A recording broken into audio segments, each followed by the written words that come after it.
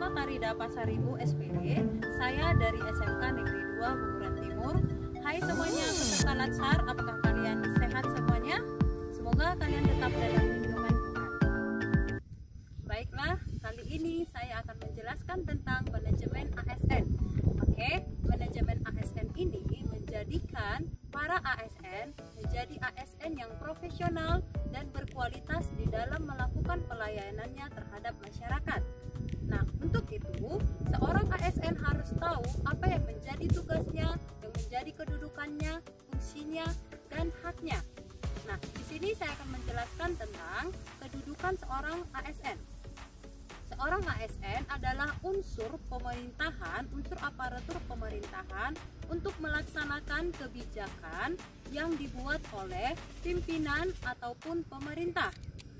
Kemudian, di dalam pelaksanaan kebijakan tersebut, seorang ASN harus mengetahui apa yang menjadi peranannya. Nah, di sini ASN berperan sebagai pelaksana dan juga sebagai pengawas terhadap penyelenggaraan pemerintahan maupun kebijakan. Nah, berikutnya adalah yaitu tugas seorang ASN. Nah, di sini ASN bertugas untuk melaksanakan segala kebijakan daripada pimpinan ataupun pemerintah. Yang kedua adalah melaksanakan pelayanan publik yang profesional dan juga berkualitas. Sedangkan yang ketiga adalah berperan sebagai pemersatu dan perekat NKRI. Nah, untuk itu, di atas semuanya itu, sebelum ASN melaksanakan tugas-tugasnya dan juga mengetahui haknya, ASN harus tahu apa itu kode etik. Nah, kode etik ini untuk apa sebenarnya? Jadi, kode etik itu sebagai pedoman bagi seorang ASN untuk melaksanakan tugas dan tanggung jawabnya sesuai dengan aturan. Nah, setelah kita sebagai ASN melakukan tugas kita, mengetahui peranan kita, dan mengetahui juga fungsi kita, maka kita juga harus mengetahui apa yang menjadi hak seorang dari ASN. Nah, seorang ASN memiliki hak, yaitu gaji, kemudian tunjangan, kemudian juga cuti, dan juga kemudian yang tidak kalah penting adalah pensiun dan juga jaminan hari tua. Nah, seorang ASN juga berhak untuk mengembangkan kompetensinya, untuk mengembangkan karirnya ke depan. Nah, berikutnya adalah fungsi seorang PNS atau ASN. Nah, fungsinya adalah sebagai pelaksana kebijakan, sebagai pelayan publik, dan juga sebagai perekat. Itu seorang ASN tidak boleh melupakannya. Karena apa? Kita sudah dipercayakan untuk mengemban tugas ini, maka kita harus melaksanakan tugas kita dengan penuh tanggung jawab, profesional, dan berkualitas. Yang berikutnya adalah pelayanan publik. Pelayanan publik ini berarti pemenuhan pelayanan publik sesuai aturan perundang-undangan bagi semua warga negara Indonesia atas barang, jasa, maupun pelayanan administratif. Nah, oleh karena itu, seorang ASN harus mengetahui bagaimana cara melakukan pelayanan publik ini dengan baik dan benar, sesuai dengan aturan-aturan atau perundang-undangan tadi. Nah, untuk itu, seorang ASN harus mengetahui beberapa prinsip dalam pelayanan publik. Yang pertama di sana adalah partisipatif, transparan, tidak diskriminatif, akuntabel, aksesibilitas, mudah, murah, efisien, dan efektif, berkeadilan.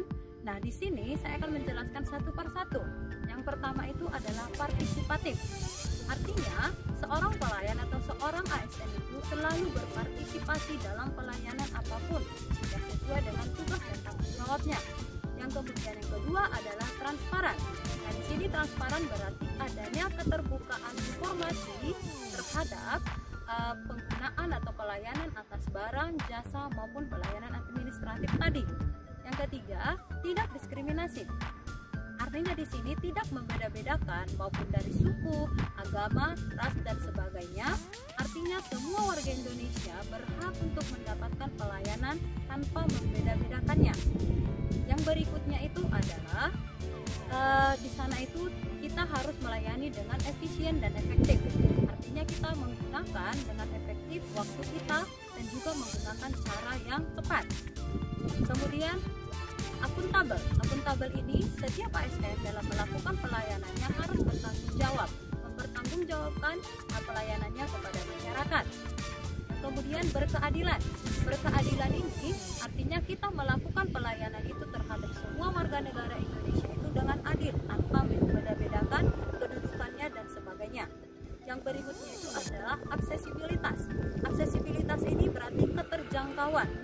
Meskipun negara kita Indonesia ini masih banyak di daerah-daerah yang terluar, bukan berarti kita tidak bisa menjangkau mereka untuk melakukan pelayanan. Artinya, kita harus melakukan pelayanan itu sesuai dengan hak dan tanggung jawab kita. Artinya kita harus melakukan pelayanan itu dan kita harus bisa menjangkau dan masyarakat juga bisa menjangkau pelayanan kita. Untuk itu, ASN ataupun pemerintah nantinya harus membuat inovasi-inovasi sehingga masyarakat yang berada di daerah-daerah tertinggal bisa mengakses atau bisa menjangkau pelayanannya. Selanjutnya, saya akan menjelaskan yang berikutnya itu Whole of Government. Nah, tadi kita sudah menjelaskan atau mereview tentang manajemen ASN dan juga pelayanan publik. Nah, dalam prakteknya banyak sekali hal-hal yang kita temui, yaitu tentang aksesibilitas tadi. Tidak bisa menjangkau semuanya. Masyarakat kadang kewalahan di dalam mengurus surat persyaratan karena ada berbagai tahap demi tahap yang akan mereka lalui dan itu memakan waktu yang lama.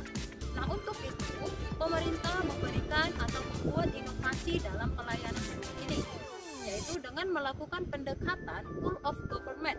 Nah, di sini whole of government ini adalah pendekatan dalam pelayanan dengan melakukan kolaborasi dan integrasi dari setiap sektor-sektor yang relevan. Yang relevan itu maksudnya begini. Artinya administrasi itu bisa dikerjakan oleh satu instansi. Satu kali pengurusan bisa mendapatkan 3 fungsi. Nah, itu kalau dia relevan.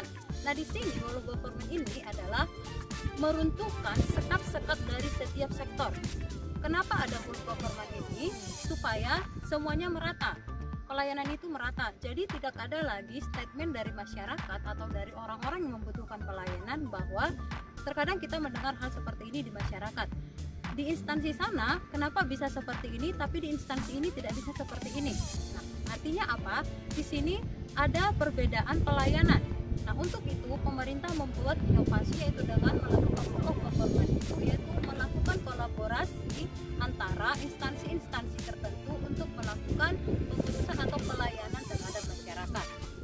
Nah, untuk itu di dalam pelaksanaan whole of government ini kita harus melihat di mana saja yang bisa dipraktekkan WOG ini. Prakteknya di mana saja sih? Nah, WOG ini bisa dipraktekkan dalam hal pelayanan administratif, regulatif, jasa maupun barang. Kemudian pola-pola pelayanan ini sudah bisa kita temukan di masyarakat. Yang pertama itu adalah pelayanan satu atap atau satap. Kemudian pelayanan satu pintu. Kemudian yang berikutnya adalah pelayanan fungsional, kemudian pelayanan elektronik. Nah, di sini pelayanan fungsional atau pelayanan dan juga pelayanan elektronik ini lebih gampang sebenarnya karena elektronik ini berarti kita bisa mengakses dari manapun pelayanan tersebut dengan adanya kapasitas internet. Seperti yang kita tahu, sudah ada beberapa daerah yang melakukan whole government ini atau pelayanan melalui elektronik ini. Misalnya dalam pengurusan KTP, eKTP, kita bisa menyusun atau mengisi administrasi atau mengisi data-data kita melalui ponsel kita. Artinya kita dipermudah dan biayanya juga gratis. Dalam praktek pelaksanaannya, WOG ini ada asas hukumnya. Nah, yang pertama itu adalah asas kepentingan. Asas kepentingan ini berarti kita melihat berdasarkan kepentingan daripada yang harus kita layani, warga-warga yang harus kita layani. Kemudian yang kedua itu adalah asas proporsional. Artinya ada proporsi-proporsi yang kita buat dan itu berkeadilan. Kemudian akuntabilitas, efisien, dan efektif.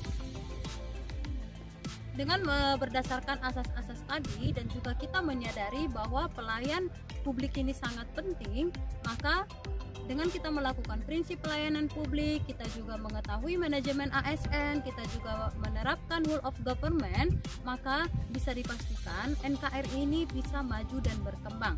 Oleh karena itu, semua ASN atau semua unsur-unsur kepemerintahan di Indonesia diharapkan bisa bersatu dan tetap semangat untuk memajukan Indonesia, baik itu dari pelayanan maupun dalam bertanggung jawab atau melaksanakan tugas dan tanggung jawabnya di unit masing-masing.